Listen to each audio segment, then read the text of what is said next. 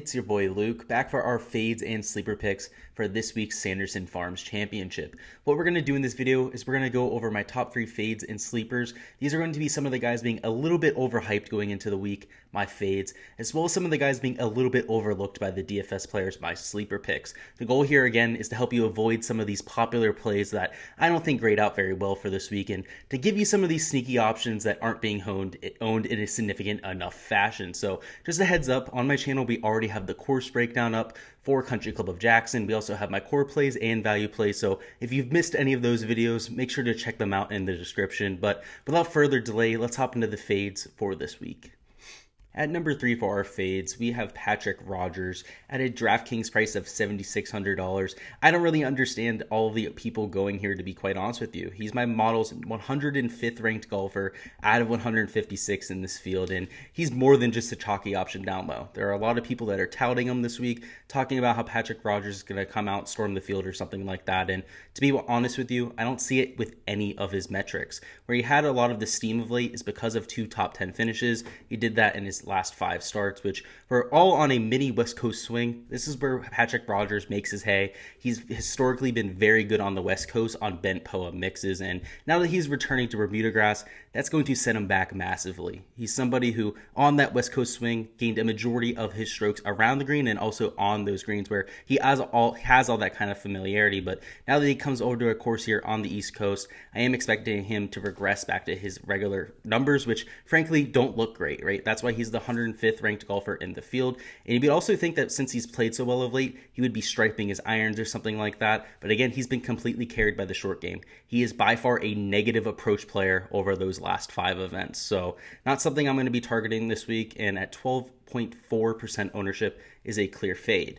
At number 2, we have Siwoo Kim at $9,500. That price tag should be alarming right there. Also, the ownership coming in is a little bit higher than I'd expect, right? If he was in the single digit ownership level, maybe 4 or 5%, something like that, he would definitely be worth taking a few stabs at. But at 11.7% ownership, there's a lot more steam there than it needs to be. He's my model's 49th ranked play out of 156 in this field. And for him to be in the top 10 of pricing, and for him to be down in the 40s, even 50s in terms of ranking, that's not what you're looking for. If we take a look at the reason why he's priced up, it's because of a few good finishes of late. He obviously had that second place finish in a playoff, had another top 5 as well. And in both of those performances, he was carried by his around the green play. He had +3 shots gained in one tournament around the green, +4 in the other, and that's not a recipe for consistency. So while I like his volatility, I'm targeting some volatile golfers this week.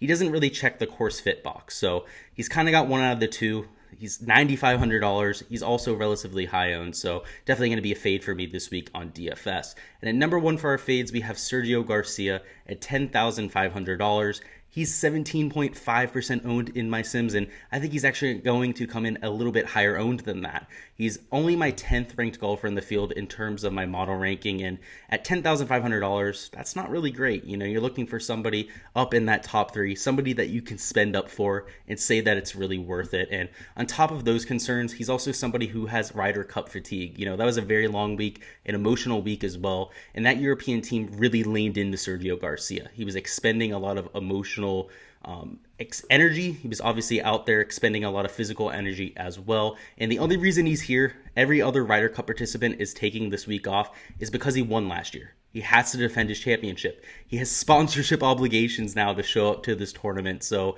at some point, you know, that win is a good sign. You know, a lot of people are pointing to that, saying that he has familiarity on these greens. He had an outlier performance on those greens. Remember, he was putting with his eyes closed. So sometimes even the worst putters on tour are going to gain strokes putting. And if they're as good a ball striker as Sergio Garcia, they're going to win that golf tournament. That's going to happen. We saw it with Cameron Champ a few weeks ago at the 3M Open.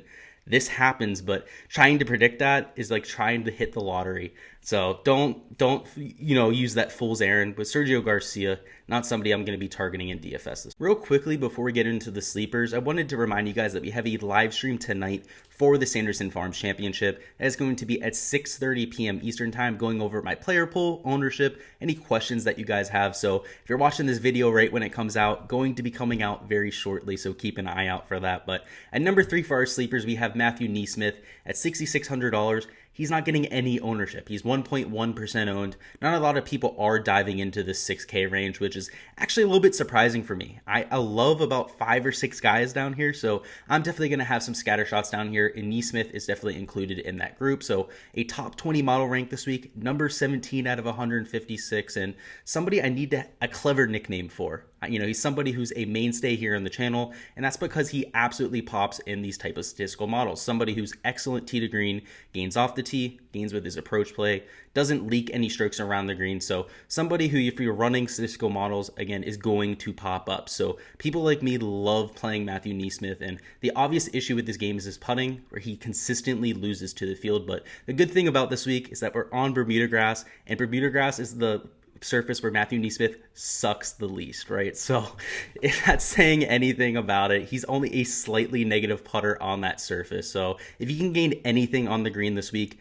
watch out. So even if he still loses strokes, again, I still expect him to do so. That is his baseline. He's very liable to make a cut. He's been very consistent at doing so. A 65% cut made percentage, and at 1.1% ownership in that 6K range, that is more than enough value to make him a part of my player pool. At number 2, we have Keith Mitchell, Killer Keith, somebody who is, again, a mainstay on this channel, and it's for good reason. When we play Keith Mitchell, good things happen. The last time we did this, it was at the 3M Open. He had missed 6 straight cuts, and I hadn't had any of it. You know, I had avoided him. Keith Mitchell is something that I only play once or twice a year. It's kind of a gut feeling type player for me, and this is one of those weeks. And if you guys don't know how he played at the 3M Open, he nearly won that golf tournament off of those 6 missed cuts in a row, and had a great week off the tee. Made 8 straight birdies at one point. I mean, at one point he was at 59 watch, so it can happen at any time with Keith Mitchell, and the best part about his game right now is he's in great recent form. He has 2 top 10s out of his last 4 starts.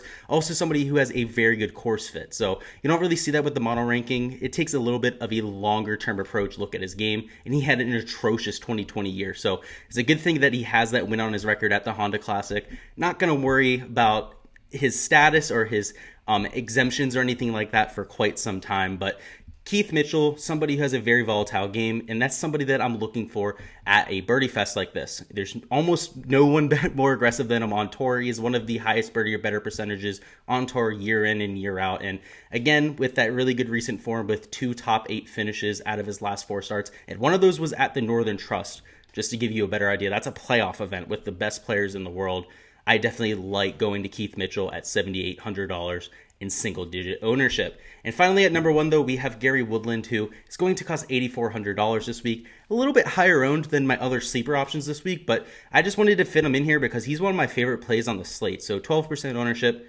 Maybe it's not a sleeper play. Maybe I'm bending the rules here a little bit, but it's my channel. We decide what we do, and we're going with Gary Woodland as a sleeper pick. He comes in as my model's number 36th, not 32nd, ranked golfer in the field, and somebody who gets a massive, and I mean a massive boost this week from the de-emphasis on driving accuracy. And Gary Woodland, somebody I've played over the last month. I've gotten burned by him, but because I've played him, because I've been watching every shot on the shot tracker, that kind of thing, I understand that he's actually playing some really good golf. He's gone just more unlucky than any player that I've seen on tour. He's had 7 double bogeys in his last 3 starts. And 6 of those 7 were lost balls. So he was hitting balls into the woods. I guess he couldn't find them. You know, Gary Woodland hitting the ball into the woods, you know, whoop-de-doo, right? But Gary Woodland's not going to have to worry about that this week. These fairways are massive. There's at least 50 to 60 yards off the fairway until you get to these tree-lined fairways. So at Country Club of Jackson, it's bombs away. It's hit the ball as far as you possibly can,